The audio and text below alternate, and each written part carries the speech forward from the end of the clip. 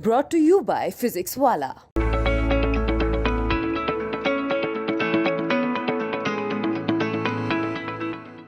नमस्कार, आप देख रहे हैं बिहार तक। मैं हूं आपके साथ सुकन्या सिंह। बोछा उपचुनाव के नतीजों और एमएलसी चुनाव के बाद ऐसा लगा कि आरजेडी ने अपना वोट बैंक एमवाई से आगे बढ़ाकर बीजेपी के सवर्ण वोट बैंक में सेंधमारी कर दी है और इसी वजह से बोछा उपचुनाव में बड़ी जीत दर्ज करने में आरजेडी को कामयाबी मिली। और आरजेडी की इस जीत से जितना खुश आरजेडी का खेमा था, उतना ही चिंतित एनडीए का खेमा था। सुशील मोदी ने ट्वीट करके भी सवर्णों के छिटकने पर अपनी चिंता जाहिर की।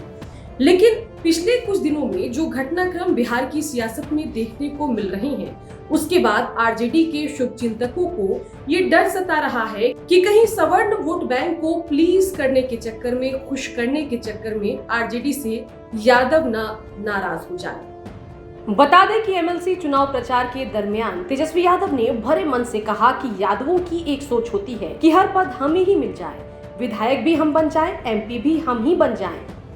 ऐसे काम नहीं चलेगा। अगर आपको प्रदेश में आरजेडी की सरकार बनानी है तो फिर सबको साथ लेकर चलना होगा।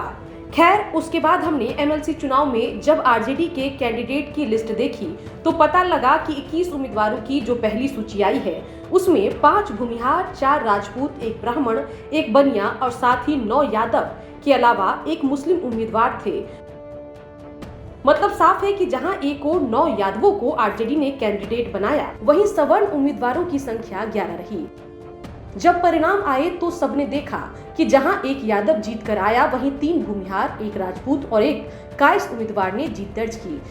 जिसके बाद ऐसा लगा कि आरजेडी में अब यादवों से ज्यादा अब सवर्णों को तरजीह दी जा रही है। इन सब के बीच आरजेडी की तरफ से इफ्तार पार्टी का आयोजन होता है, जिसमें तेज प्रताप यादव आरजेडी नेता रामराज यादव की तथाकथित तौर पर पिटाई कर देते हैं।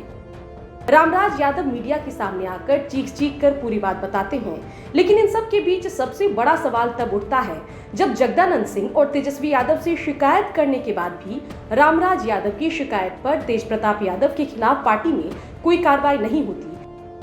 जिसके बाद ऐसा लगता है कि क्या आरजेडी भूमिहारों के चक्कर में, या यूं कहें कि सवर्णों के चक्कर में, यादवों को इग्नोर तो नहीं कर रही। बता दें कि पिछले कुछ सालों की सियासत पर अगर हम गौर करें तो यादव समेत ओबीसी तबका बीजेपी के पाले में खिसका है, जिसके बाद आरजेडी समेत सभी क्षेत्रीय दलों की परेशानी बढ़ी है। अब देखना होगा कि तेजस्वी ने सवर्ण और भूमिहार प्रेम तो दिखाया है, जिसका फायदा आरजेडी को उपचुनाव और एमएलसी चुनाव में मिला भी। लेकिन सवाल ये है कि आगामी लोकसभा और विधानसभा चुनाव में आरजेडी क्या इसका खामियाजा यादव वोट बैंक की कुर्बानी के तौर पर तो नहीं चुकाएगी। ब्यूरो रिपोर्ट, बिहार तक।